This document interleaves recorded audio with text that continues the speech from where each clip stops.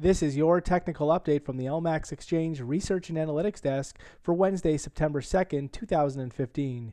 Euro dollar. So right now the euro is caught mid-range between recent highs at 117.15 and recent lows from the 20th of July at 108.09. At this point though, with the medium-term downtrend intact, a lower top is favored at 117.15 ahead of the next downside extension below 108.09, which guards against that critical March low, that multi-year low at 104.62. Sterling dollar. So cable has recently broken down below the 200-day moving average, and this break suggests the market could be poised for an immediate acceleration back towards that key low going back to the 1st of June at 150.170. At this point, only a break back above 155 would take the pressure off the downside. Dollar yen. So dollar yen rallies from that extreme 116.12 low have stalled out now ahead of 122 at 121.74, and the market is looking like it wants to put in a lower top in favor of a bearish continuation back down towards those 116.12 lows. At this point, only a break back above 121.74 would compromise the newly adopted short-term bearish outlook for dollar yen. Euro Swiss. So Euro Swiss continues to consolidate above 107, and the market retains its recovery outlook with fresh upside seen back above the recent 109.62 high and towards 110 and 115 further up. At this point, setbacks should continue to be very well supported above 107, while ultimately only back below 105.75. Some solid previous resistance now turned support would compromise the recovery outlook for Euro Swiss.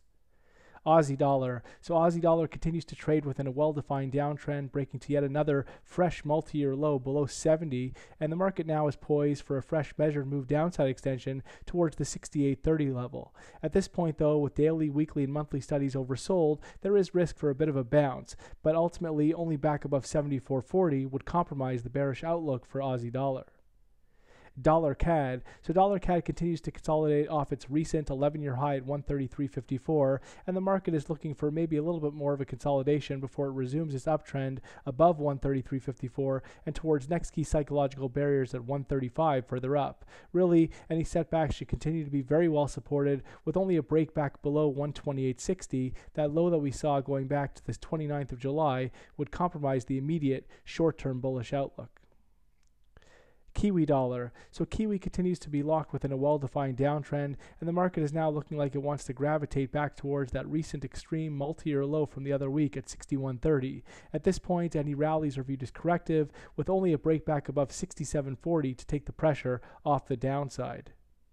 SPX 500. So the S&P 500 put in a nice recovery off those recent extreme lows that we saw down around the 1830 area, and the market looks like it wants to put in a lower top just below 2000 in favor of a fresh downside extension back towards those 1830 lows and then towards the 1819 critical support in the form of the 15th of October low from 2014. Really, only a back above 2000 would compromise the newly adopted short-term and medium-term potentially bearish outlook.